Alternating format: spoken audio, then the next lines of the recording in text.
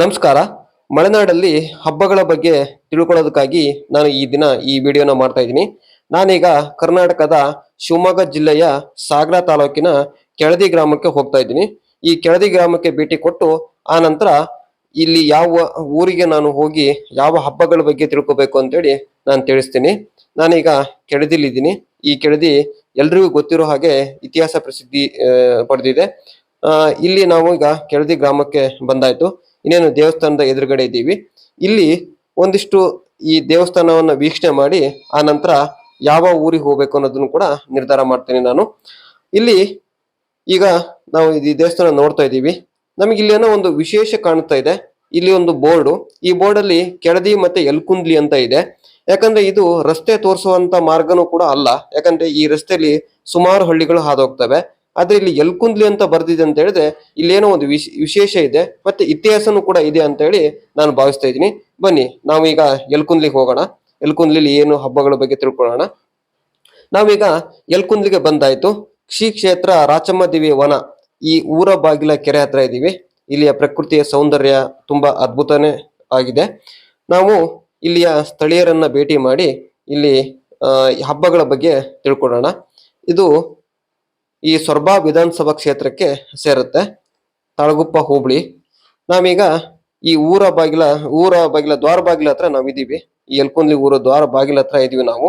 ಇಲ್ಲಿಂದ ನಾವೀಗ ಈ ಇಲ್ಲಿಯ ಗ್ರಾಮಸ್ಥರ ಬಳಿ ಹೋಗಿ ತಿಳ್ಕೊಳ್ಳೋಣ. ಈ ಗ್ರಾಮಸ್ಥರು ಏನ್ ಹೇಳ್ತಾರೆ, ಯಾವ ಹಬ್ಬಗಳ ಬಗ್ಗೆ ಹೇಳ್ತಾರೆ ಅಂತ. ಇಲ್ಲಿ 2 ಹಬ್ಬಗಳು ನಡೆಯುತ್ತೆ.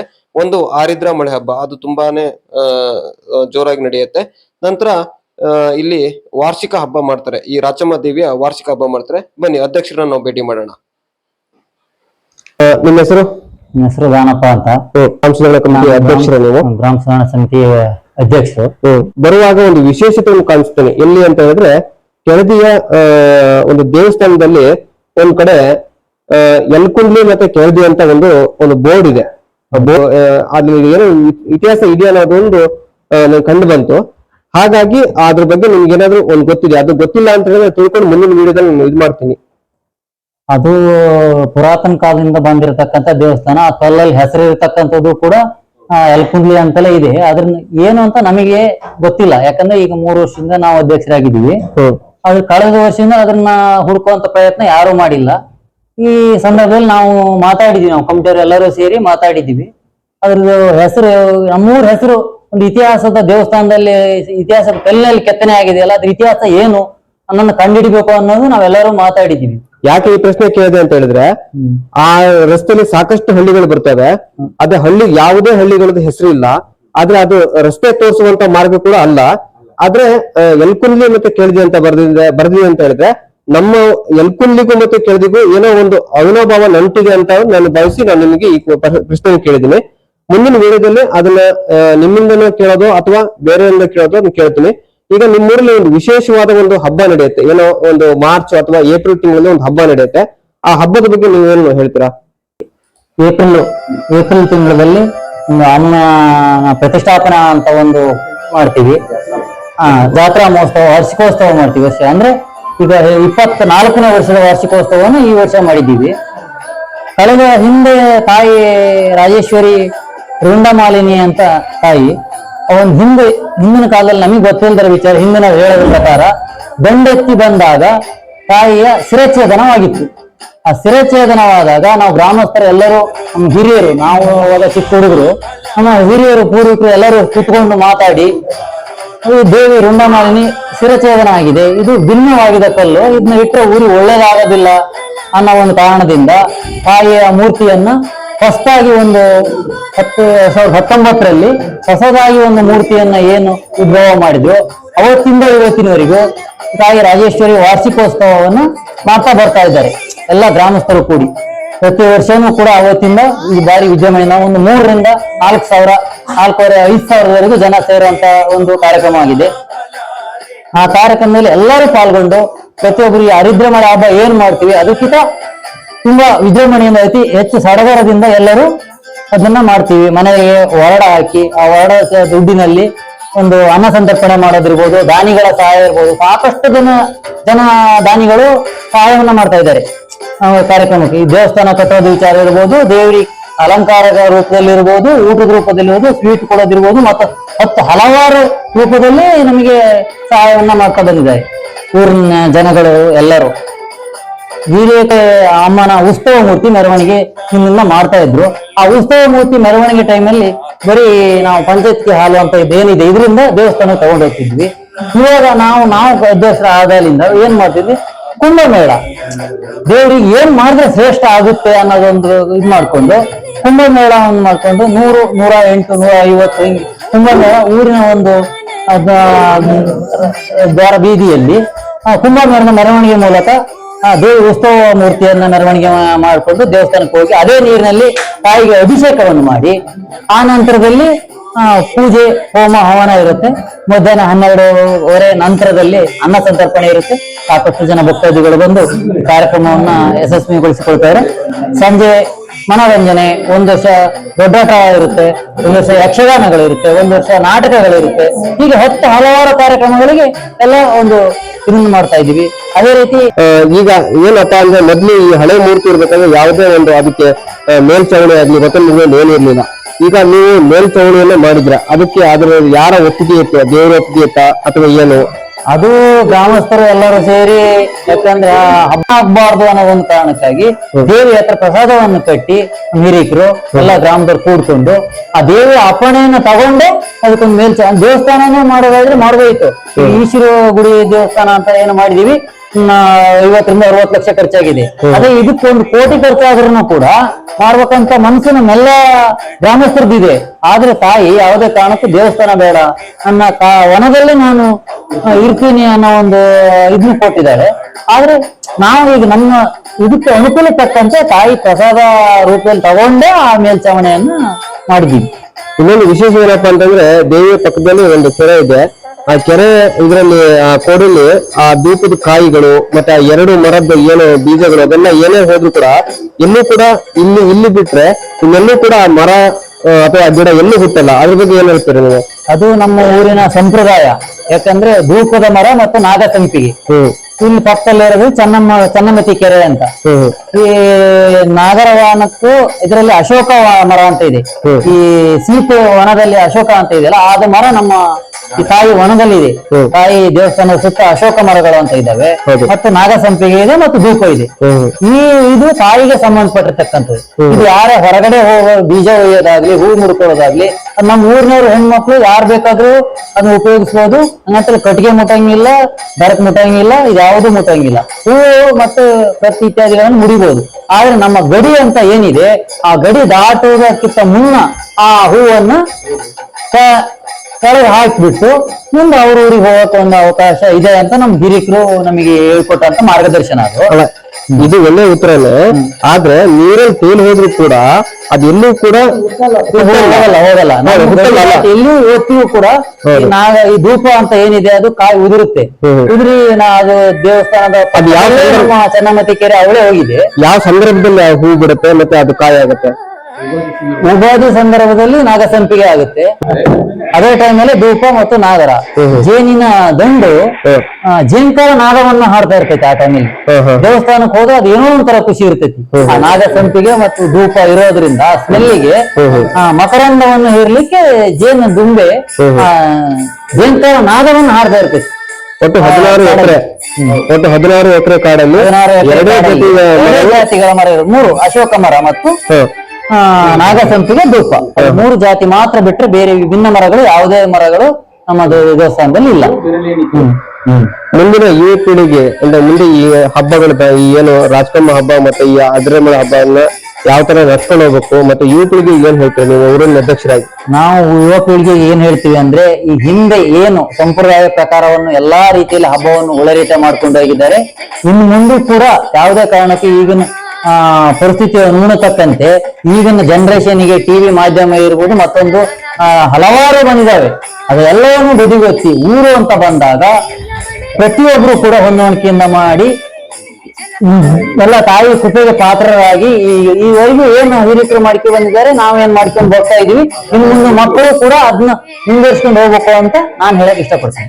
ಅದೇ ಈಗ ಊರಿನ ಅಧ್ಯಕ್ಷರು ಒಂದು ಉತ್ತರ ಏನಪ್ಪಾ ಅಂತ ಹೇಳಿದ್ರೆ, ಯಾರೇ ಯುವಕರು ಮುಂದಿನ ಈ ಹಬ್ಬ ಮತ್ತೆ ಆಚರಣೆಗಳು ಮಾಡುವಾಗ ಏನಕ್ ಮಾಡ್ಬೇಕು, ಏನೋ ಒಂದು ಕಡ್ಡಿ ಇಟ್ರು ಕೂಡ ಇದನ್ನ ಏನಕ್ಕೆ ಇಟ್ಟೆ ಅಪ್ಪ ಅಂತ ಕೇಳುವಂತದ್ದು, ಅಥವಾ ಅಮ್ಮ ಏನಕ್ಕೆ ಇಟ್ಟೆ ಅಂತ ಕೇಳುವಂತದ್ದನ್ನ ಈ ಯುವಕರು ಇಲ್ಲಿ ಬಳಸ್ಕೊಬೇಕು. ಯಾಕಂತಂದ್ರೆ ಹಬ್ಬಗಳು, ಈಗ ನಮ್ಮಪ್ಪ ಏನೋ ಅಕ್ಕಿ ಬೀರ್ತಾ ಇದ್ರು ನಾನು ಬೀರ್ದೆ, ಇಲ್ಲ ನಮ್ಮ ಅಜ್ಜ ಅಕ್ಕಿ ಬೀರ್ತಾ ಇದ್ರು ನಾನು ಬೀರ್ತಾ ಇದ್ದೆ, ಈ ತರ ಉದ್ದೇಶಗಳಾಗ್ಬಾರ್ದು. ಮುಂದಿನ ನಮ್ಮ ಏನು ಈ ಜಾತಿ ಮತ್ತೆ ನಮ್ಮ ಧರ್ಮ, ಈ ಸಂಸ್ಕೃತಿ ಇವೆಲ್ಲ ಉಳಿಸ್ಕೊಂಡು ಹೋಗ್ಬೇಕು ಅಂತ ಹೇಳಿದ್ರೆ ಕೆಲವೊಂದು ಪ್ರಶ್ನೆಗಳನ್ನ ಕೇಳ್ಬೇಕಾಗತ್ತೆ. ಅಪ್ಪ ಇದನ್ನ ಏನಕ್ಕಾಗಿ ಮಾಡ್ಬೇಕು, ಅಥವಾ ಅಮ್ಮ ಏನಕ್ಕೆ ಮಾಡ್ಬೇಕು, ಅಥವಾ ಅವ್ರ ಸಂಬಂಧಪಟ್ಟವ್ರನ್ನ ಏನಕ್ಕಾಗಿ ಮಾಡ್ಬೇಕು ಅನ್ನೋದು ಕೂಡ ಈ ಊರಿನ ಅಧ್ಯಕ್ಷರ ಒಂದು ಇದಾಗಿದೆ, ಒಂದು ಮಾತಾಗಿದೆ. ಮತ್ತೆ ಅಧ್ಯಕ್ಷರಾಗಿರ್ತ ಕಾರ್ಯದರ್ಶಿಯವರು ಮತ್ತೆ ಖಜಾಂಚಿಯವರು ಇವೆಲ್ಲರಿಗೂ ಕೂಡ ಇದೊಂದು ಬೇಡಿಕೆ ಆಗಿದೆ. ಯಾಕಂದ್ರೆ ಈ ಹಬ್ಬ ಹರಿದಿನ ಇವೆಲ್ಲವೂ ಕೂಡ ಮುಂದರ್ಸ್ಕೊಬೇಕಂತಂದ್ರೆ ಆಚರಣೆ ಏನಕ್ಕೆ ಮಾಡ್ಬೇಕು ಅನ್ನೋದು, ಸುಮ್ಮನೆ ಮಾಡ್ತೀವಿ ಕಾಟಾಚಾರಕ್ಕೆ ಮಾಡ್ತೀವಿ ಅನ್ನೋದಕ್ಕೆ ಇಲ್ಲಿ ಅರ್ಥ ಇಲ್ಲ. ಇದು ಮುಂದುವರ್ಸ್ಕೋಬೇಕು ಅನ್ನೋದಕ್ಕೆ ಇವರೆಲ್ಲರೂ ಕೂಡ ಹೇಳ್ತಾ ಇದಾರೆ.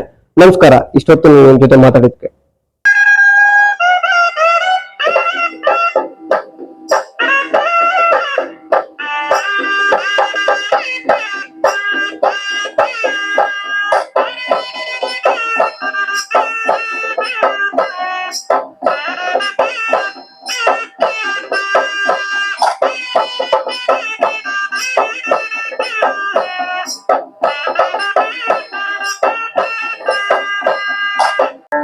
ಮೇಲೆ ನೀಲಿ ಅಂಬರ ಅಲ್ಲಿ ತೇಲೋ ಚಂದಿರ, ಭೂಮಿಯನ್ನ ನೋಡಲು ಅದಕ್ಕೆ ಕಾತುರ.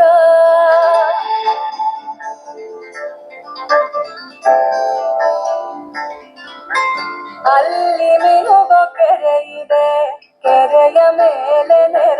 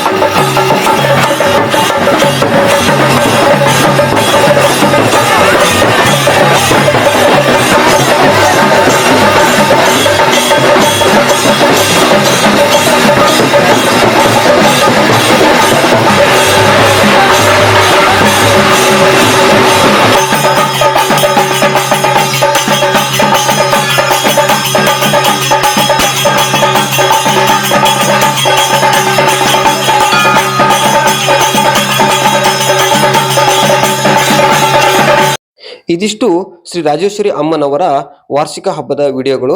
ಈ ನಂತರ ಹೋಮ ಮತ್ತೆ ಅಮ್ಮನವರಿಗೆ ಪೂಜೆ ಮತ್ತೆ ಸಂಜೆ ಸಾಂಸ್ಕೃತಿಕ ಕಾರ್ಯಕ್ರಮಗಳು ಕೂಡ ಇಲ್ಲಿ ನಡೀತವೆ. ಇದಕ್ಕಿಂತ ಮುಂಚೆ ನನ್ನ ಈ ಚಾನೆಲ್ ಅನ್ನ ಸಬ್ಸ್ಕ್ರೈಬ್ ಮಾಡಬೇಕು. ಯಾಕಪ್ಪ ಅಂತ ಹೇಳಿದ್ರೆ ಈ ಮುಂದೆ ನಾವು ಈ ವಿಡಿಯೋದಲ್ಲಿ ಮೊದಲೇ ಹೇಳಿದ ಹಾಗೆ ಕೆಳದಿ ಮತ್ತೆ ಯಲ್ಕುಂದ್ಲಿ ಆ ಬೋರ್ಡಿನ ಇತಿಹಾಸವನ್ನು ತಿಳ್ಕೊಬೇಕು. ಮತ್ತೆ ನಮ್ಮೂರು ಮತ್ತೆ ನಮ್ಮೂರಿನ ತಾಯಿಯ ಒಂದು ಈ ಶಕ್ತಿ ಮತ್ತೆ ಈ ವಿಶೇಷತೆಗಳು ಇಡೀ ರಾಜ್ಯಾದ್ಯಂತ ನೋಡ್ಬೇಕು ಅಂತ ಹೇಳಿದ್ರೆ ತಮಗೆ ಆದಷ್ಟು ಈ ವಿಡಿಯೋನ ತಮ್ಮ ಗ್ರೂಪ್ಗಳಿಗೆ ಶೇರ್ ಮಾಡಿ, ಮತ್ತೆ ಸ್ಟೇಟಸ್ಗಳಿಗೆ ಹಾಕೊಳ್ಳಿ, ಮತ್ತೆ ನನ್ನ ಚಾನಲ್ ಸಬ್ಸ್ಕ್ರೈಬ್ ಮಾಡ್ಕೊಳ್ಳಿ, ಮತ್ತೆ ಈ ವಿಡಿಯೋನ ಲೈಕ್ ಮಾಡಿ, ಮತ್ತೆ ಈ ವಿಡಿಯೋ ಮಾಡೋದ್ರಲ್ಲಿ ಏನಾದ್ರು ತಪ್ಪಿದ್ರೆ ಈ ಕಮೆಂಟ್ ಮೂಲಕ ತಿಳಿಸಿ ಅಂತ ಹೇಳಿ ಕೇಳ್ಕೊಳ್ತಾ ಇನ್ನು ಮುಂದೆ ಆರಿದ್ರೆ ಮಳೆ ಹಬ್ಬನ ನೋಡೋಣ ಬನ್ನಿ. ನಾವೀಗ ಶ್ರೀ ಆನೆಗುಡ್ಡಿ ಅಜ್ಜಯ್ಯನ ದೇವಸ್ಥಾನದ ಮುಂದೆ ಇದ್ದೀವಿ. ಈ ದೇವರು ಇಡೀ ಊರನ್ನ ಕಾಯತ್ತೆ ಅನ್ನೋ ಒಂದು ನಂಬಿಕೆ ಇಲ್ಲಿಯ ಗ್ರಾಮಸ್ಥರಿಗೆ. ಇದ್ರ ಪಕ್ಕದಲ್ಲೇ ನಮ್ಮ ಚನ್ನಮತಿ ಕೆರೆಯ ಒಂದು ಏನು ನಾವು ಅವಳೆ ಅಂತ ಕರಿತೀವಿ ಅದು ಕೂಡ ಹರಿದೋಗಿದೆ ನೋಡಿ. ಹಾಗೆ ಅಮ್ಮನವರ ದೇವಸ್ಥಾನಕ್ಕೆ ಹೋಗುವ ಮುಖ್ಯ ದ್ವಾರ ಇದು. ಇದು ಏನು ಈ ಯಲ್ಕುಂದ್ಲಿ ದೇವರ ಕಾಡು ಏನು ಅರಣ್ಯ ಇಲಾಖೆಯಿಂದ ಅಧಿಕೃತವಾದ ಒಂದು ನಾಮಫಲಕವನ್ನು ಹಾಕಿರುವಂತದ್ದು 16 ಎಕರೆಯ ಕಾಡು.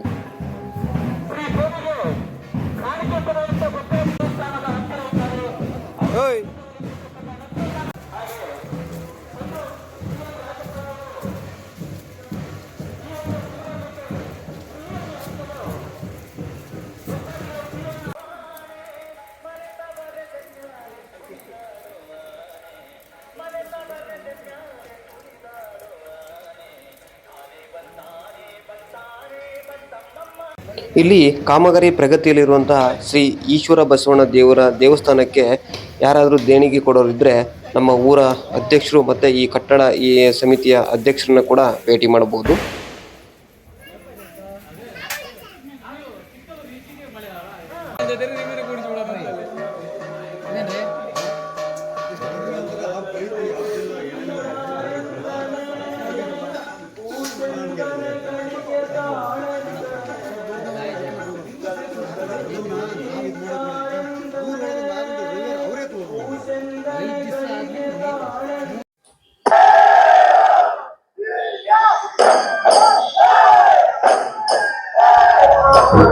ನಿಮ್ಮ ಹೆಸರು?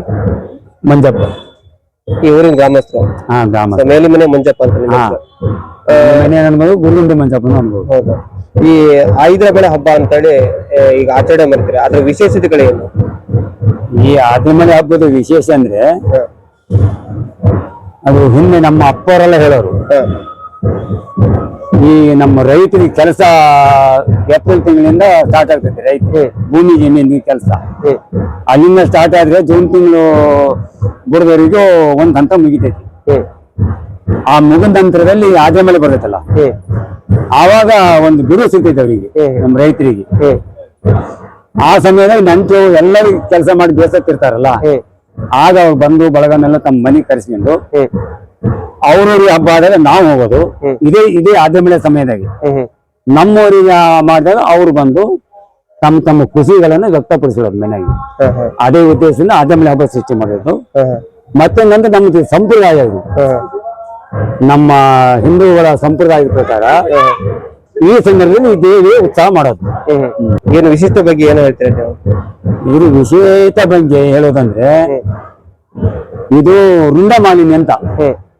ಅದು ಕೊರಳಾಗಿ ನೋಡಿದ್ರೆ ರುಂಡ ಅವಾಗ ರಕ್ತಸರ ಹಾವಳಿ ಇದ್ದಾಗ ರಕ್ತಸರನ ಮರ್ದನ ಮಾಡಿದಂತ ರುಂಡ ಮಾಲಿನ್ಯ ಅವತಾರ ತಾಳಿದ ದೇವ್ರು. ಈ ದೇವಿ ಹಿಂದೆ ಅನ್ಯಾಯ ಮಾಡಾರಂತೆ ನಮ್ಮ ಅಪ್ಪವ್ರು ಹೇಳೋರದನ್ನ. ಆಮೇಲೆ ಅದು ಬೇಡ ಅಂತೇಳಿ ಅದನ್ನ ನಿಷೇಧ ಮಾಡಿ ಈ ಅಂಗಡಿ ಭೂತಪ್ಪ ಅಂತ ಐತಲ್ಲ, ಅದಕ್ಕೆ ಕುರಿ ಕಡಿಯಾಗಿ ನೇಮಕ ಮಾಡ್ಕೊಂಡು ಅವತ್ತು ಮಾಡಿರೋ ಪದ್ಧತಿ ಪ್ರಕಾರ ಇವತ್ತು ಅದೇ ರೀತಿ ನಡೆಸ್ಕೊಂಡು ಬರ್ತಾ ಇದ್ದಾರೆ ಗ್ರಾಮದವರು. ಅಂದ್ರೆ ಈಗ ಏನು ಈ ಗದ್ದೆಗೆ ಬೀಜ ಎಲ್ಲ ಬಿತ್ತಿ ಒಂದು ಎಲ್ರು ಒಂದು ಸವಲತ್ತು ಇರೋ ಸಮಯದಲ್ಲಿ ಈ ಹಬ್ಬನ ಆಚರಣೆ ಮಾಡೋದು ಒಂದು ಆದ್ರ ಮಳೆ ಹಬ್ಬ ಅಂತ. ಆದ್ಯ ಮಳೆ ಹಬ್ಬ ಅಂತ ಆ ಸಮಯದಾಗೆ ಈಗ ವಿಶೇಷವಾದ ಪೂಜೆನ ಇಟ್ಕೊಂಡು ಈ ಪೂಜೆ ಮಾಡೋರ ಜೊತೆಗೆ ಹಬ್ಬನು ಖುಷಿಯಿಂದ ಮಾಡೋದು. ಇವತ್ತು ದೇವರಿಗೆಲ್ಲ ಪೂಜೆ ಮಾಡಿ ನಾಳೆ ಏನ್ ನಾಳೆ ಕಾರ್ಯಕ್ರಮ ಇಲ್ಲಿ ದೊಡ್ಡ ಕಟ್ಟಿ ಬಿಂಗಿ ಅಂತ ಮಾಡ್ತೀವಿ. ಬಿಂಜೆಗೆ ದೋಲ್ ಕಟ್ಕೊಂಡು ಹುಟ್ಟೆಲ್ಲ ಕತ್ತಿ ಕಡ್ಗ ಹಿಡ್ಕೊಂಡು ಅದೊಂದು ಮೆರವಣಿಗೆ ರೂಪದಾಗ ಮಾಡ್ತಾರೆ. ಅದನ್ನ ಯಾಕೆ ಮಾಡ್ತಾರೆ ಅಂದ್ರೆ ಹಿಂದೆ ದೇವತೆಗಳ ಕಾಲದಾಗೆ ಈ ದಂಡು ಅಂತ ಬರೋದಂತೆ. ಆವಾಗ ಅವ್ರು ಖಡ್ಗ ಕುದುರೆ ಮೇಲೆ ಸವಾರಿ ಮಾಡ್ತಾರೆ ರಾಜರು. ಇವರೆಲ್ಲ ಖಡ್ಗ ಕತರಿ ಹಿಡಿದು ಕುಣಿಯಾರಂತೆ. ಅದನ್ನ ನಿಮ್ಮಡಿ ಪ್ರಕಾರ ಈಗ ಇವತ್ತು ದೋಲ್ ಕಟ್ಟಿಕೊಂಡು ಈ ಕತ್ತಿ ಕಡ್ಗ ಹಿಡ್ಕೊಂಡು ಬಿಂಗಿ ಅಂತ ಮಾಡ್ತಾರೆ. ಇಲ್ಲಿ ಈ ಕಾಡಲ್ಲಿ ವಿಶೇಷವಾಗಿ ಒಂದು 2 ಜಾತಿ ಮರ ಮಾತ್ರ ಇದು ಕಾಣಿಸ್ತವೆ. ಸೊ ಅದ್ರ ಬಗ್ಗೆ ಏನ್ ಹೇಳ್ತೀರಾ ನೀವು? ಇಲ್ಲಿ 2 ಜಾತಿ ಯಾವ ಅದು ಜಾತಿ ಮರದ ಹೆಸರು ಏನು, ಮತ್ತೆ ಅದು ಯಾವಾಗ ಹೂವು ಕಾಯಿ ಬಿಡುತ್ತೆ, ಅದ್ರ ವಿಶೇಷಗಳು ಈ ಧೂಪ ಅಂತ ಒಂದು ಮರ ಐತಿವಿ. ಈ ನಮ್ ಕಾನೂನು ಧೂಪದ ಮರ. ಅದು ಈ ಟೈಮ್ನಲ್ಲಿ ಕಾಯಿ ಬಿಟ್ಟು ಮಳಿಕೆ ಆಗ್ತೈತಿ. ಅದ್ರ ಮಳಿಕೆ ನೀರಲ್ಲೆಲ್ಲ ಎಷ್ಟೋ ಸಾರಿ ತೇಲಿ ಹೋಗ್ತವೆ. ನೀರಲ್ಲಿ ಎಲ್ಲಿ ಒಂದು ಗಿಡ ಹೋಗ್ತದಲ್ಲ, ಇಲ್ಲಿ ಮಾತ್ರ ಮಳಿಕೆ ಆಗಿರ್ತಕ್ಕಂಥ ಗಿಡ ಹುಡ್ತವೆ. ಇನ್ನು ನಾಗಸಂತಿ ಅಂತ ಒಂದು ಜಾತಿ ಐತಿ. ಅದು ಶಿವರಾತ್ರಿ ಟೈಮ್ ಹೂ ಬರ್ತೈತಿ. ಆಗ ಅದು ಬಹಳ ವಿಶೇಷವಾದ ಪರಿಮಳ ಇರ್ತೈತಿ. ಆ ಹೂವನ್ನು ಮಾತ್ರ ನಮ್ಮ ಊರಿನವರೇ ಮುಡಿಬೇಕಾದ್ರೆ ಬೇರೆ ಊರಿಗೆ ಮುಡ್ಕೊಂಡು ಹೊರಗಡೆ ಹೋಗಂಗಿಲ್ಲ. ಒಂದ್ ವೇಳೆ ಒಯ್ದ್ರು ಕೂಡ ಇಲ್ಲಿ ಹಾಕ್ಬೇಕು ಅನ್ನೋ ಒಂದು ಪದ್ಧತಿ ಐತಿ. ಅದ್ರ ಪ್ರಕಾರ ಯಾರು ಹೊರಗಡೆ ಒಯ್ಯಲ್ಲ. ಹೌದೌದು. ಇಲ್ಲಿ ವಿಶೇಷವಾಗಿ ನಾನು ಕೇಳ್ಪಟ್ಟ ಹಾಗೆ ಎಲ್ಲೂ ಕೂಡ ಈ ಜಾತಿಯ ಮರ ಮತ್ತೆ ಎಲ್ಲೂ ಸಿಗಲ್ಲ. ಹಾಗಾಗಿ ಇಲ್ಲಿ ಇದು ಒಂದು 16 ಎಕರೆ ಒಂದು ಕಾಡಲ್ಲಿ ಈ ದೇವತೆ ಇದರಲ್ಲಿ ಬನದಲ್ಲಿ ಮಾತ್ರ ಬಿಡತ್ತೆ ಅನ್ನೋದು ಇಲ್ಲಿ ವಿಶೇಷ. ಅದು ಒಂದು ವಿಶೇಷವಾದ ವಿಚಾರವೇ ಅದು.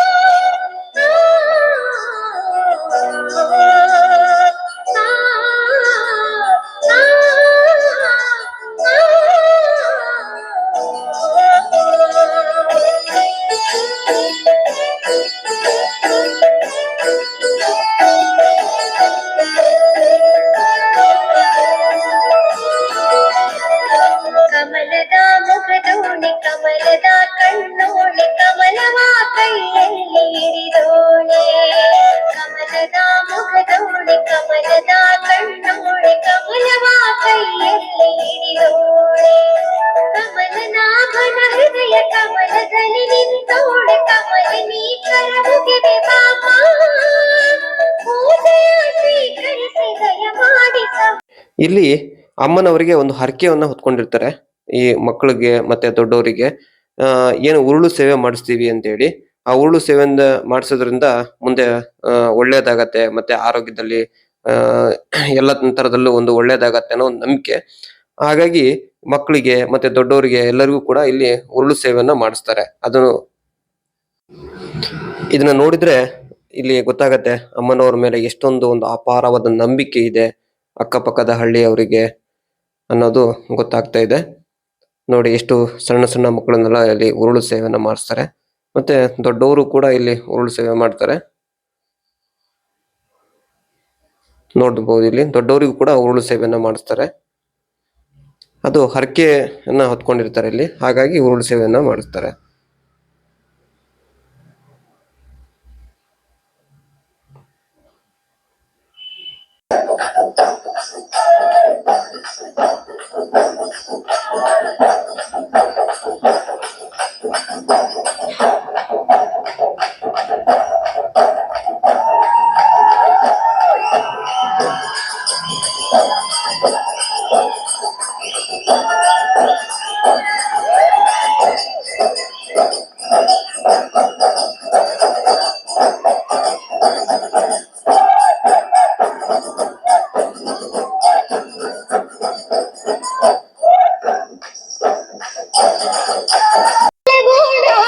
ದೇವಿಗೆ ಆರತಿ ಬೆಳಗೋಣ, ಆರತಿ ಬೆಳಗೋಣ, ದೇವಿಗೆ ಆರತಿ ಬೆಳಗೋಣ. ಸಂಕಟ ಕಳೆದನ ಶಂಕರಿ ಎಂದು ಆರತಿ ಬೆಳಗೋಣ, ಸಂಕಟ ಕಳೆದನ ಶಂಕರಿ ಎಂದು ಆರತಿ ಬೆಳಗೋಣ.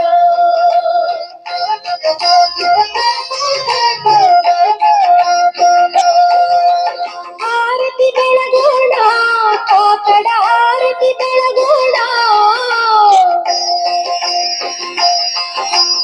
ಆರತಿ ಬೆಳಗೋಣ, ಕಾಕಡ ಆರತಿ ಬೆಳಗೋಣ. ದಾಕ್ಷಾಯಿಣಿ ದಯ ತೋರು ಎನ್ನುತ್ತ ಆರತಿ ಬೆಳಗೋಣ, ದಾಕ್ಷಾಯಿಣಿ ದಯ ತೋರು ಎನ್ನುತ್ತ ಆರತಿ ಬೆಳಗೋಣ. ಈ 10 ಬೆಳ್ಳ ಆರತಿ ಬೆಳಗೋದನ್ನ ಆ ವರ್ಷ ಮದುವೆಯಾದ ಹೆಣ್ಣು ಮಕ್ಕಳ ಹತ್ರ ಬೆಳೆಸ್ತಾರೆ. ಮಿನಿಮಮ್ 5 ಜನ ಅದನ್ನ ಮಾಡಬೇಕು. ಅಲ್ಲಿ ಮದುವೆಯಾದ ಹೆಣ್ಮಕ್ಳು 5 ಜನ ಇಲ್ಲ ಅಂತ ಹೇಳಿದ್ರೆ ಸಣ್ಣ ಮಕ್ಕಳು ಮದುವೆ ಆಗ್ನೇಲ್ದವ್ರಿಗೆ ಅದನ್ನ ಬೆಳೆಸ್ತಾರೆ.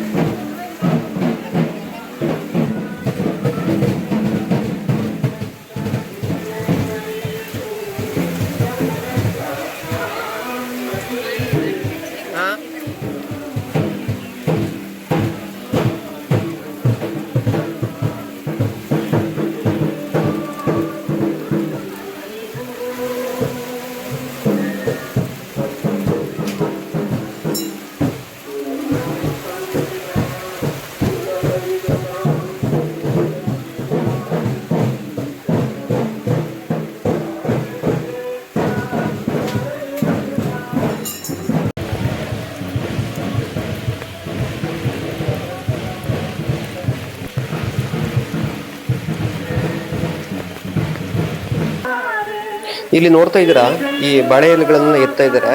ಇದೇನಕ್ಕಪ್ಪ ಅಂತ ಹೇಳಿದ್ರೆ ಈಗ ಅಮ್ಮನವರ ಗುಡಿಗೆ ಒಂದು ಕುಟುಂಬದಿಂದ ಇಲ್ಲಿ ಊಟ ಬರುತ್ತೆ, ಅನ್ನ ಮತ್ತೆ ಸಾರು ಊಟ ಬರುತ್ತೆ. ಅದನ್ನ ಪ್ರಸಾದವಾಗಿ ಸೇವಿಸ್ತಾರೆ ಎಲ್ಲರೂ. ಇಲ್ಲಿ ಗ್ರಾಮ ಸುಧಾರಣಾ ಕಮಿಟಿಯ ಸದಸ್ಯರುಗಳು ಮತ್ತೆ ಕೆಲ ಆಯ್ದ ಭಕ್ತರುಗಳು ಇಲ್ಲಿಗೆ ಬರ್ತಾರೆ. ಈ ಎಲೆಯಲ್ಲೇ ಅವ್ರು ಊಟ ಮಾಡ್ಬೇಕು ಅನ್ನೋದು ಒಂದು ಸಂಪ್ರದಾಯ ಇದೆ. ಹಾಗಾಗಿ ಇಲ್ಲಿಯ ಏನು ಈ ಗ್ರಾಮ ಸುಧಾರಣಾ ಕಮಿಟಿಯ ಸದಸ್ಯರುಗಳಿಗೆ ಸಾಕಷ್ಟು ಜವಾಬ್ದಾರಿ ಮತ್ತೆ ಸಾಕಷ್ಟು ಕೆಲಸಗಳು ಕೂಡ ಇರ್ತವೆ.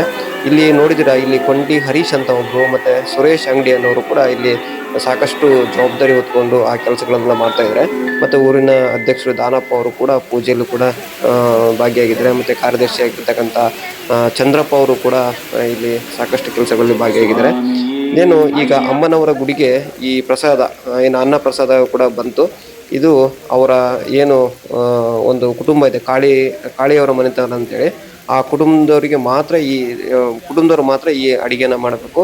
ಅದನ್ನ ತಂದು ಇಲ್ಲಿ ದೇವಿ ಎದುರುಗಡೆ ಎಡೆಗಳನ್ನು ಹಾಕಿ ಎಡೆ ಹಾಕಿದ ನಂತರ ಒಂದು ಪೂಜೆ ಮಾಡಿ ಕೊನೆಯಲ್ಲಿ ಒಂದು ಮಹಾಮಂಗಳಾರತಿಯನ್ನು ಮಾಡಿ ಆ ನಂತರ ಅಲ್ಲಿ ಊಟ ಮಾಡಬೇಕಾಗತ್ತೆ. ಅದು ಆ ಪೂಜಾರಿ ಒಪ್ಪಿಗೆ ಕೊಡಬೇಕು, ಆಯಿತು ಎಲ್ಲ ಮುಗೀತು ಊಟ ಮಾಡಿ ಅಂತ. ಆದರೆ ಈ ಲಾಸ್ಟ್ ಮಹಾಮಂಗಳಾರತಿ ಆದಮೇಲೆ ಆ ದೇವರ ಬಾಗಿಲು ಹಾಕಿದ ಮೇಲೆ ಯಾವ ಭಕ್ತಾದಿಗಳಿಗೂ ಕೂಡ ಅಮ್ಮನವರ ದರ್ಶನ ಇರಲ್ಲ. ಆದ ನಂತರ ಮತ್ತು ನಾಳೆ ಬುಧವಾರ ಅಂದರೆ ಬುಧವಾರನೇ ಮಾತ್ರ ಇದನ್ನು ಓಪನ್ ಮಾಡುವಂಥದ್ದು. ಇಲ್ಲಿ ನೋಡಿ ಪೂಜೆಯನ್ನು ಮಾಡ್ತಾ ಇದ್ದಾರೆ ಅಮ್ಮನವರಿಗೆ.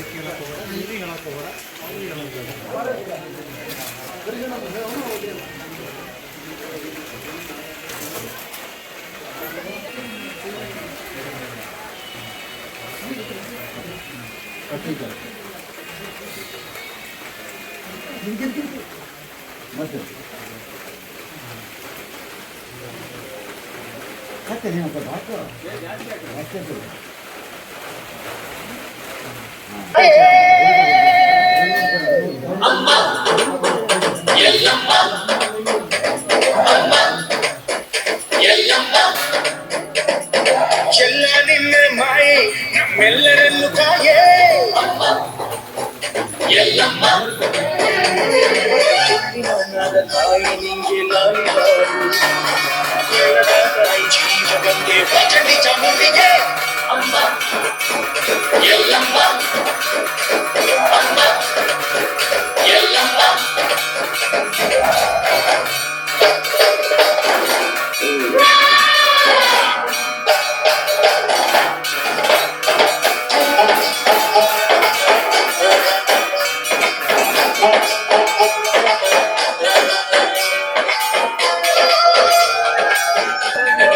ಎಲ್ರಿಗೂ ಕೂಡ ಒಟ್ಟಿಗೆ ಎಲೆಯಲ್ಲಿ ಅನ್ನ ಮತ್ತು ಅಲ್ಲಿಯ ಸಾಂಬಾರನ್ನು ಹಾಕಿ ಎಲ್ಲರೂ ಒಟ್ಟಿಗೆ ಅವರು ಪೂಜಾರಿ ಒಪ್ಪಿಗೆ ಕೊಟ್ಟಾದ ನಂತರ ಎಲ್ಲರೂ ಕೂಡ ಊಟ ಮಾಡಲಿಕ್ಕೆ ಶುರು ಮಾಡ್ತಾರೆ.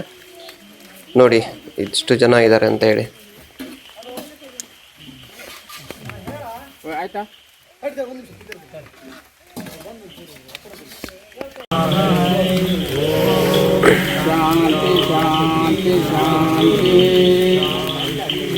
ಆ ಮಂತ್ರ ಎಲ್ಲ ಮರ್ತಾ ಬಿಟ್ಟು ಈಗ. ಈಡಿಗರು ನಾವು ಈಡಿಗರು ಬಯಲು ಸೀಮೆಯ ಗೌಡರು. ಈಡಿಗರು ನಾವು ಈಡಿಗರು ಬಯಲು ಸೀಮೆಯ ಗೌಡರು. ಚಿಗುರುಗಳು ನಾವು ಚಿಗುರುಗಳು ಈ ಕೆಲ ಮರದ ಚಿಗುರುಗಳು. ಚಿಗುರುಗಳು ನಾವು ಚಿಗುರುಗಳು ಈ ಕೆಲ ಮರದ ಚಿಗುರುಗಳು. ಟಾಟಾ ಮಹೇಶ್ವರ ಶ್ರೀರೇಣು ಕಾಂಬೆಯವರದಿಂದ ಹುಟ್ಟಿದ ಈಡಿಗರು ನಾವು. ರಾಮಚಂದ್ರ ಸಣ್ಣ ದ್ಯಾವಪ್ಪ ಅಂತ, ನಾನು ಊರಿನ ಕಾರ್ಯದರ್ಶಿಯಾಗಿ ಕೆಲಸ ಮಾಡುತ್ತಿದ್ದೇನೆ. ಕಾನಿನ ವಾಸಿ ಕೈಲಾಸದ ಒಡತಿಯಾಗಿರತಕ್ಕಂತ ಶ್ರೀ ರಾಚಮ್ಮ ದೇವಿಯ ಹಬ್ಬವನ್ನ ನಾವು ಬ್ಯಾಸ್ಕಿಡಿ ರೈತ ಬಾಂಧವರೆಲ್ಲ ಸೇರಿ ಕೆಲಸ ಕಾರ್ಯಗಳನ್ನ ಮಾಡಿ ಊರಿನ ಉಳಿತಿಗಾಗಿ ಆರಿದ್ರೆ ಮಳೆ ಹಬ್ಬವನ್ನ ನಾವು ಆರಿದ್ರೆ ಮಳೆ ಹಬ್ಬವನ್ನ ಮಳೆಯ ಸಂದರ್ಭದಲ್ಲಿ, ಅಂದ್ರೆ ಮೆಟ್ಟಿದ ಪಾದಕ್ಕೂ ಮಾಡಲ್ಲ, ನಾವು ಕೊನೆಯ ಪಾದಕ್ಕೂ ಮಾಡಲ್ಲ, ಮಧ್ಯಂತರ ಪಾದಕ್ಕೆ ಹಬ್ಬವನ್ನ ಸಂಪ್ರದಾಯದಂತೆ ಮಾಡುತ್ತಾ ಬಂದಿದ್ದೇವೆ. ಊರಿನ ಪ್ರತಿಯೊಬ್ಬ ಬಾಂಧವರು, ಅದು ಅಲ್ಲದೆ ಹೊರಗಡೆ ಇರತಕ್ಕಂತಹ ನೆಂಟರಿಷ್ಟರು ಕೂಡ ಈ ಹಬ್ಬಕ್ಕೆ ಬಂದು ಸಹಕಾರವನ್ನ ಕೊಡ್ತಾರೆ. ಅದು ಅಲ್ಲದೆ ಊರಿನ ಹೆಣ್ಮಕ್ಳು ಕೂಡ ಅವ್ರ ಮನೆಗೆ ಬಂದು ಅತಿ ಸಡಗರದಿಂದ ಮಾಡುವಂತಹ ಹಬ್ಬ ಈ ಆರಿದ್ರೆ ಮಳೆ ಹಬ್ಬವಾಗಿದೆ. ಈ ಆರಿದ್ರೆ ಮಳೆ ಹಬ್ಬವನ್ನು ಮಾಡುವಂತಹ ಜಾಗವು ಭಾರಿ ಪ್ರಕೃತಿಯಿಂದ ಕೂಡಿದ್ದು 9.5 ರಿಂದ 10 ಎಕರೆ ಜಾಗದಲ್ಲಿ 2 ಮರವನ್ನ, ನಾಗ ಮತ್ತು ಧೂಪವನ್ನ ಒಳಗೊಂಡಿರತಕ್ಕಂತಹ ವನವಾಗಿರುತ್ತದೆ. ಬಹಳ ಅತ್ಯುತ್ತಮವಾದಂತಹ ಜಾಗ. ಈ ತಾಯಿಯು ಬಹಳ ಪ್ರಸಿದ್ಧಿಯನ್ನು ಹೊಂದಿದ್ದಾಳೆ. ಬಂದಂತಹ ಭಕ್ತರಿಗೆ ಪ್ರಸಾದವನ್ನು ಕೊಟ್ಟು ಬೇಡಿದಂತಹ ಕಷ್ಟಗಳನ್ನು ದೂರ ಮಾಡಿ, ಬಂದಿರತಕ್ಕಂಥ ಕಷ್ಟಗಳನ್ನು ದೂರ ಮಾಡಿ ಎಲ್ಲ ಭಾಗ್ಯವನ್ನು ಕೊಡುವಂಥ ತಾಯಿ ಇವಳಾಗಿದ್ದಾಳೆ. ಅಂತೆಯೇ ಬಹಳ ಅತ್ಯುತ್ತಮವಾದಂಥ ವಿಚಾರ ಎಂದರೆ, ಇಡೀ ಊರಿನ ಗ್ರಾಮಸ್ಥರೆಲ್ಲರೂ ಸೇರಿ ಮನೆಯಿಂದ ಹಣ್ಣು ಕಾಯಿ ಹೂವಿನ ಅಲಂಕಾರವನ್ನು ತಾಯಿಗೆ ಏರ್ಪಡಿಸಿ ಒಂದು ಜಾಗದಲ್ಲಿ ಎಲ್ಲರೂ ಕೂಡ ಸೇರಿ ಒಂದು ಹಣ್ಣು ಕಾಯಿಯನ್ನು ಮಾಡಿ, ತದನಂತರದಲ್ಲಿ ಎಲ್ಲರೂ ಒಂದೇ ಒಗ್ಗಟ್ಟಿನಿಂದ ಸೂರಿಳ್ಯವನ್ನು ಬೀರುವಂತಹ ಕಾರ್ಯಕ್ರಮವನ್ನು ಮಾಡುತ್ತಾರೆ. ತದನಂತರ ಎಲ್ಲರೂ ಕೂಡ ತಾಯಿಯನ್ನ ಪ್ರದಕ್ಷಿಣೆ ಮಾಡಿ ಪ್ರಸಾದವನ್ನು ತೆಗೆದುಕೊಂಡು ತಮ್ಮ ಮನೆಗೆ ಹೋಗಿ ಬಂದಿರತಕ್ಕಂತಹ ಬಂಧು ಬಾಂಧವರಿಗೆಲ್ಲ ಉಣಬಡಿಸಿ ಸಂತೋಷವನ್ನ ಪಡುತ್ತಾರೆ. ಅದು ಹಾಗೆ ತಿರಿ ಬೆಳಗ್ಗೆ ದಿವಸ ಎಲ್ಲರೂ ಸೇರಿಬಿಟ್ಟು ಒಂದು ಅಲ್ಲಿ ತಾಯಿಗೆ ಕೊಟ್ಟಿರತಕ್ಕಂತಹ ಕಾಯಿ ಪ್ರಸಾದವನ್ನ ಇಡೀ ಊರಿಗೂ ಹಂಚಿ, ಗುಳಿಗೆ ಹೊಡೆದಿರತಕ್ಕಂಥ ಕಾಯನ್ನು ಇಡೀ ಊರಿಗೂ ಪ್ರಸಾದವಾಗಿ ಹಂಚಿ ತದನಂತರ ಅವರವರ ಮನೆಯಲ್ಲಿ ಊಟವನ್ನು ಮಾಡಿಕೊಂಡು ತದನಂತರದಲ್ಲಿ ಕೇರಿಯ ಸ್ನೇಹಿತರು ಬಂಧುಗಳು ಬಾಂಧವರು ಎಲ್ಲ ಸೇರಿ ಒಂದು ಮೆರವಣಿಗೆ ರೂಪದಲ್ಲಿ ಅವರವರ ಕೇರಿಯಲ್ಲಿ ಡೊಳ್ಳನ್ನು ಕಟ್ಟಿಕೊಂಡು ನಮ್ಮೂರಿನಲ್ಲಿ 11ರಿಂದ 12 ಕೇರಿ ಬರುತ್ತವೆ. ಎಲ್ಲ ಕೇರಿಯವರು ಒಂದೆಡೆ ಸೇರಿ ಒಂದು ಬಿಂದಿಯ ರೂಪವನ್ನ ಮಾಡಿ ಸಿಡಿಬನ ಅಂತಲೂ ಕೂಡ ಇದೆ. ಸಿಡಿಬನಕ್ಕೆ ಹೋಗಿ ಸಿಡಿಬನದಿಂದ ತದನಂತರ ಅದೇ ರೋಡಿನಲ್ಲಿ ಹೋಗಿ ಅದೇ ರೋಡಿನಲ್ಲಿ ಬಂದು ನಂತರ ಬರಿದೇವ್ರ ಗುಡಿಗೆ ಕೂಡ ದರ್ಶನವನ್ನು ಮಾಡಿ ಇಡೀ ಊರು ಪ್ರದರ್ಶನ ಮಾಡಿಕೊಂಡು ತದನಂತರ ಪಂಚತಿಗೆ ಹಾಲಿಂದ ಹೊಂಟಿರತಕ್ಕಂತಹ ಡೊಳ್ಳುಗಳು ಪಂಚತಿಗೆ ಹಾಲಿಗೆ ಒಂದು ಮುಕ್ತಾಯವಾಗಿ ತದನಂತರ ಅವರವರ ಮನೆಗೆ ಹೋಗಿ ಅವರವರ ಡೊಳ್ಳನ್ನು ಪೂಜೆ ಮಾಡಿ ಕೋಳಿಗೆ ಏರಿಸುವಂತಹ ಸಂಪ್ರದಾಯವನ್ನು ನಾವು ಇಟ್ಟುಕೊಂಡಿದ್ದೇವೆ. ಆ ಡೊಳ್ಳನ್ನು ಕಟ್ಟಿಕೊಂಡು ಬಂದವರಿಗೆ ಮನೆಯಲ್ಲಿರ್ತಕ್ಕಂಥ ಹೆಣ್ಣುಮಕ್ಕಳು ಅವರಿಗೆ ಮಣೆಯನ್ನು ಹಾಕಿ ತುಂಬಿದ ಚೆಮ್ಮಿನಲ್ಲಿ ನೀರನ್ನು ತಂದು ಕುಡಿಬಾಳಲ್ಲಿ ಇಟ್ಟು ಅವರ ಪಾದವನ್ನು ಪೂಜೆ ಮಾಡಿ ಒಳಕರ್ಕೊಳ್ಳುವಂತಹ ಸಂಪ್ರದಾಯವೂ ಕೂಡ ನಮ್ಮಲ್ಲಿ ಉಳಿತಾ ಬಂದಿದೆ. ಇಲ್ಲಿ ಕೆಳಗಡೆ ಒಂದು 10 ರೂಪಾಯಿ ಅಂತ ಇದೆ. ಹೌದು. ಆ ಕಾಯನ್ನು ಕೊಡ್ಬೇಕಾದ್ರೆ ಊರಿನ ಒಂದು ವ್ಯವಸ್ಥೆ ಅಂತ ಇರುತ್ತೆ. ಆ ವ್ಯವಸ್ಥೆಯಲ್ಲಿ ಒಂದು ಸಣ್ಣ ಪುಟ್ಟ ತಪ್ಪುಗಳಾಗಿರ್ತವೆ. ಅದಕ್ಕೇನೋ ಒಂದು ಸಹಾಯಾರ್ಥನೋ ಅಥವಾ ಒಂದು ಗ್ರಾಮಕ್ಕೆ ಏನೋ ಅಮೌಂಟ್ ಹಣವನ್ನು ಪಾವತಿಸುವಂತ ಒಂದು ರೀತಿ ಇರುತ್ತೆ. ಹೌದು. ಈ 10 ರೂಪಾಯಿ ಎಷ್ಟು ಪ್ರಾಮುಖ್ಯತೆ ಇರುತ್ತೆ ಅಂತ ಹೇಳಿದ್ರೆ ಆ ಹಣನ ಕಟ್ಟಿಲ್ಲ ಅಂತ ಇದ್ರೆ 10 ಕೊಡಲ್ಲ ಅಂತ ಇದೆ. ಹೌದು. ಈ ಹಿಂದೆ ತುಂಬಾ ವರ್ಷಗಳಿಂದ ನಾವು ನೋಡ್ತಾ ಬಂದಿದ್ವಿ. ಹೌದು. ಆ 10 ರೂಪಾಯಿ ಕೊಡ್ಬೇಕಾದ್ರೆ ಈ ಹಣನ ಪಾವತಿಸ್ಬೇಕು ಅಂತ ಇದೆ. ಹೌದು. ಅದ್ರ ಬಗ್ಗೆ ನೀವೇನು ಹೇಳ್ತೀರಾ? ನಾವು ಊರಿನ ಸಂಪ್ರದಾಯದಂತೆ ಊರಿನ ಹಿರಿಯರು ಆ ಒಂದು ವ್ಯವಸ್ಥೆಯನ್ನ ಮಾಡ್ಕೊಂಡು ಬಂದಿದ್ದಾರೆ. ಅದು ಒಂದು ಹದ್ದುಬಸ್ತಿನ ವಿಚಾರ. ಗ್ರಾಮ ಅಂತ ಬಂದಾಗ ಅದು ಎತ್ತಿಗೆ ಕಾಯಿ ಅಂತ ಇದೆ. ಅದು ಅವ್ರ ಊರಿಗೆ ಒಂದು ಸಣ್ಣ ಪುಟ್ಟ ತಪ್ಪುಗಳನ್ನು ಮಾಡಿದಾಗ ಅವ್ರು 50 ಕೊಡೋದು ಇರ್ಬೋದು, 100 ಕೊಡೋದು, 500 ಕೊಡೋದು ಇರ್ಬೋದು. ಆ ಹಣವನ್ನ ಗ್ರಾಮಕ್ಕೆ ಸಂದಾಯ ಮಾಡಿ ಆ ಕಾಯನ್ನ ದೇವಿ ಪ್ರಸಾದವನ್ನ ಮನೆಗೆ ತೆಗೆದುಕೊಂಡು ಹೋಗ್ಬೇಕು. ಆ ಕಾಯನ್ನ ಹಿಡಿದ್ರೆ ಅದಕ್ಕೆ ಅದು ಬೆಲೆ ಕಟ್ಲಕ್ಕೆ ಆಗದೆ ಇರತಕ್ಕಂತಹ ತೂಕ ಇದೆ. ಅದಕ್ಕೆ ಒಂದು ಎತ್ತಿಗೆ ಹೊಣಕಾಯಿ ಕೊಟ್ಟಿಲ್ಲ ಅಂತಂದ್ರೆ, ಮನೆಗೆ ಬಂದಿಲ್ಲ ಅಂತಂದ್ರೆ ಅಲ್ಲಿ ಒಂದು ಆಪಾದನೆ ಅನ್ನ ವಿಚಾರನೆ ಬರ್ತೈತೆ ಅಲ್ಲಿ. ಯಾಕೆ ನಾವಲ್ಲಿ ದುಡ್ಡು ಕೊಟ್ಟಿಲ್ಲ ಗ್ರಾಮಕ್ಕೆ, ನಾವು ತಪ್ಪುಗಾರರು ಅನ್ನೋ ವಿಚಾರನೆ ಅಲ್ಲಿ ಪ್ರಸ್ತಾಪ ಆಗೋದ್ರಿಂದ ಆ ಹಣ್ಣುಕಾಯಿಗೆ ಅಷ್ಟು ಮಹತ್ವ ಇದೆ. ಆ ಉದ್ದೇಶದಿಂದ ಹಿರಿಯರು ಗ್ರಾಮಸ್ಥರು ಎಲ್ಲ ಸೇರಿ ಆ ಎತ್ತಿಗೆ ಹಣ್ಣುಕಾಯಿಯನ್ನ 50 ಕೊಡೋದಿರ್ಲಿ, 100 ಕೊಡೋದಿರ್ಲಿ, ಆ ದುಡ್ಡನ್ನ ನೀವು ಸಂದಾಯ ಮಾಡಬೇಕು, ಈ ಹಣ್ಣುಕಾಯಿ ಪ್ರಸಾದವನ್ನ ನಿನ್ನ ಮನೆಗೆ ತಗೊಂಡು ಹೋಗ್ಬೇಕು ಅನ್ನೋ ವಿಚಾರವನ್ನ ಪ್ರಸ್ತಾಪ ಮಾಡ್ತಾರೆ. ಇದು ಊರಿನ ಸಂಪ್ರದಾಯ. ಇದು ಕೊನೆಯಲ್ಲಿ ಮಹಾಮಂಗಳಾರತಿ ಆಗತ್ತೆ. ಆ ಮಹಾಮಂಗಳಾರತಿ ಆದಂತ ನಂತರದಲ್ಲಿ ಒಂದು ಪ್ರಸಾದವನ್ನು ಸ್ವೀಕರಿಸ್ತೀರಾ. ಆ ಪ್ರಸಾದದ ಒಂದು ವಿಶೇಷತೆಗಳನ್ನ ನೀವು ಇಲ್ಲಿ ಹೇಳ್ಬೇಕಾಗತ್ತೆ. ಅದು ಕೂಡ ಅರ್ಧಮನೆ ಹಬ್ಬದಲ್ಲಿ ಹಿರಿಯರು ನಡೆಸ್ಕೊಂತ ಬಂದಿದ್ದಾರೆ. ಅಮ್ಮಗೆ ಉಣಬಡಿಸ್ತಕ್ಕಂಥದ್ದು ಎಡೆಯನ್ನ ಹಾಕಿ ಹಳ್ಳಿ ಬಸವಣ್ಣಪ್ಪನವ್ರ ಮನೆಯಲ್ಲಿ ಅಡುಗೆಯನ್ನ ಗ್ರಾಮದ ಪರವಾಗಿ ಅಡುಗೆ ಮಾಡಿಕೊಡ್ತಾರೆ. ಗ್ರಾಮದವ್ರು ಕೊಡಿಸಿರ್ತಕ್ಕಂಥ ಐಟಮ್ ಅನ್ನ ತಗೊಂಡು ಹೋಗಿ ಅವರು ಅಡುಗೆಯನ್ನ ಮಾಡಿ ಪ್ರತಿ ವರ್ಷವೂ ಕೂಡ ಪೂಜೆಯ ನಂತರ ಮಂಗಳಾರತಿಯ ತದನಂತರ ಗ್ರಾಮಸ್ಥರೆಲ್ಲ, ಗ್ರಾಮ ಸುಧಾರಣಾ ಸಮಿತಿಯವರು ಮತ್ತೆ ಗ್ರಾಮಸ್ಥರೆಲ್ಲ ಸೇರಿ ಅಮ್ಮನ ಮುಂದ್ಗಡೆ ಬಲಿಯನ್ನ 3 ಎಡೆಯನ್ನ ಇಟ್ಟು ಬಲಿಯನ್ನ ಹಾಕಿ ಅಲ್ಲಿ ಬಂದಿರತಕ್ಕಂಥ ಯಾರು ಇಷ್ಟಾನುಸಾರ ಯಾರು ಭಕ್ತರು ಇರ್ತಾರೋ ಅವರೆಲ್ಲರೂ ಕೂಡ ಆ ಪ್ರಸಾದವನ್ನ ಊಟ ಮಾಡಿ ಮನೆಗೆ ಬರ್ತಕ್ಕಂಥದ್ದು. ಆ ಅಮ್ಮನಿಗೆ ಪ್ರಸಾದವನ್ನು ಏನು ಹಾಕಿದ ಮೇಲೆ ಆ ಅಮ್ಮನ ಪ್ರದಕ್ಷಿಣೆ ಹಾಕೋದಾಗಲಿ, ಹಣ್ಣುಕಾಯಿ ಮಾಡುವುದಾಗಲಿ, ಮಹಾಮಂಗಳಾರತಿ ಮಾಡುವುದಾಗಲಿ ಕಾರ್ಯ ಇರೋದಿಲ್ಲ. ಆ ಏನು ಎಡೆಯನ್ನ ಹಾಕಿ ಆ ಪೂಜೆ ಮಾಡಿ ಕೆಳಗೆಲ್ಲ ಭಕ್ತರೆ ಬರ್ತಾರೋ ಅದ ನಂತರ ಅಮ್ಮನ ಸಮಾಪ್ತಿ ಅಂದ್ರೆ ಪೂಜಾ ವಿಧಾನ ಸಮಾಪ್ತಿ ಅಂತ ವಿಚಾರ. ಅದು ಆಗಿರೋದ್ರಿಂದ ಹಿಂದಲಿಂದ ಬೆಳೆಸ್ಕಿತ ಬಂದಿದ್ದಾರೆ. ಅದೇ ರೀತಿ ಮುಂದಿನ ಈಗಿನ ಸ್ನೇಹಿತರು ಇವರು ಎಲ್ಲ ಮಾಡ್ಕೊಂಡು ಹೋಗ್ತಾ ಇದೀವಿ ನಾವು. ಒಂದು ಕೇಳಲಿಕ್ಕೆ ಇಷ್ಟಪಡ್ತಾ ಇದ್ದೀನಿ. ಏನು ಅಲ್ಲಿ ಜನ ಎಲ್ಲ ಸೇರಿರ್ತಾರೆ, ಆ ಪೂಜೆ ಎಲ್ಲ ಆಗತ್ತೆ. ಆ ಪೂಜೆ ನಂತರದಲ್ಲಿ ಆ ಅಕ್ಕಿ ಎಲ್ಲ ಬೀಳ್ತಾರೆ, ಮತ್ತೆ ಆ ಎಲೆನ ಅಲ್ಲೇ ಬಿಟ್ಟೋಗಿರ್ತಾರೆ. ಆ ಎಲೆಲ್ಲೂ ಕೂಡ ನೀವು ಊಟ ಮಾಡ್ತೀರಾ. ಅದ್ರ ಬಗ್ಗೆ ಏನ್ ಹೇಳ್ತೀರಾ ನೀವು? ಅದು ಪ್ರಸಾದ ನಿಮ್ಮ ಆವಾಗಿನ ಒಂದು ಪರಿಸ್ಥಿತಿಗೋಸ್ಕರ ಅದೇ ಏನಲ್ಲಿ ಊಟ ಮಾಡ್ತಿದ್ರು ಅಥವಾ ಅದೇ ಏನಲ್ಲಿ ಊಟ ಮಾಡ್ಬೇಕು ಅನ್ನೋದು ಏನಾದ್ರು ಇಲ್ಲ, ಸಂಪ್ರದಾಯದಂತೆ ನಾವು ಊಟ ಮಾಡ್ತಾ ಇದೀವಿ ವಿನಃ ಈಗ ನಮ್ಗೆ ಎಲೆಗಳು ಸಾಕಷ್ಟು ಸಿಗ್ತಾ ಇದೆ, ಇನ್ನೂ ಕೂಡ ಸಿಗ್ತಾ ಇತ್ತು. ಅಲ್ಲಿ ಅದು ಒಂದು ಅಲ್ಲಿ ಎಲೆ, ಅದು ಬಾಳೆಹಣ್ಣು ಇರ್ಬೋದು, ಅಡಿಕೆ ಇರ್ಬೋದು, ಎಲೆ ಇರ್ಬೋದು, ಅಲ್ಲಿ ಬಿದ್ದಿರ್ತಕ್ಕಂಥ ಪ್ರಸಾದ, ಆ ಎಲೆ ಮೇಲೆ ಬಿದ್ದಿರ್ತಕ್ಕಂಥ ಪ್ರಸಾದವನ್ನೇ ಅದನ್ನ ತೊಳ್ಕೊಂಡು ಊಟ ಮಾಡ್ಬೇಕಂತ ಹಿರಿಯರು ನಮಗೆ ಅದನ್ನ ಕಲಿಸ್ಕೊತ ಬಂದಿದ್ದಾರೆ. ಸಂಪ್ರದಾಯಕ್ಕೆ ಅನುಗುಣವಾಗಿ ನಾವು ಅಲ್ಲಿ ಎಲೆನೆ ತಗೊಂಡು ಅದನ್ನ ಊಟ ಮಾಡ್ತೀವಿ ವಿನಃ ಎಲೆ ಇಲ್ಲ ಅನ್ನೋ ವಿಚಾರಕ್ಕಲ್ಲ. ಅಲ್ಲಿ ದೇವಿಯ ಅನುಗ್ರಹದಿಂದ ಅಲ್ಲಿ ಅದೊಂದು ಪ್ರಸಾದ.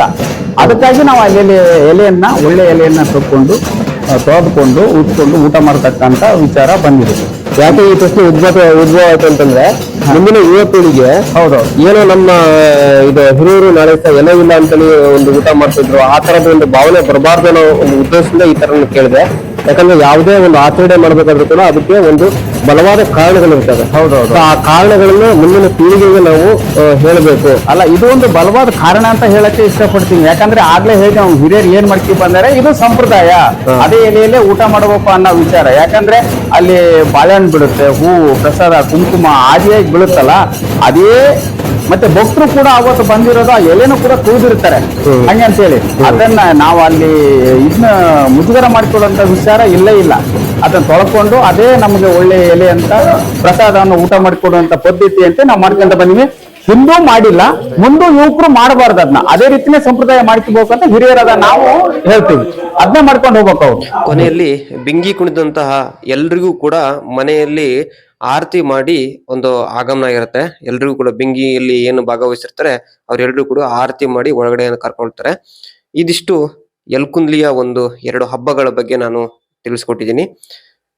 ಈ ವಿಡಿಯೋನ ಆದಷ್ಟು ಜನ ಶೇರ್ ಮಾಡಿ ಮತ್ತೆ ಲೈಕ್ ಮಾಡಿ ಮತ್ತೆ ಈ ತರ ವಿಡಿಯೋಗಳು ಮಾಡ್ಲಿಕ್ಕೆ ನಂಗೆ ಪ್ರೋತ್ಸಾಹ ಮಾಡಿ ಅಂತೇಳಿ ಕೇಳ್ಕೊಳ್ತಾ ಇದೀನಿ. ನಮಸ್ಕಾರ.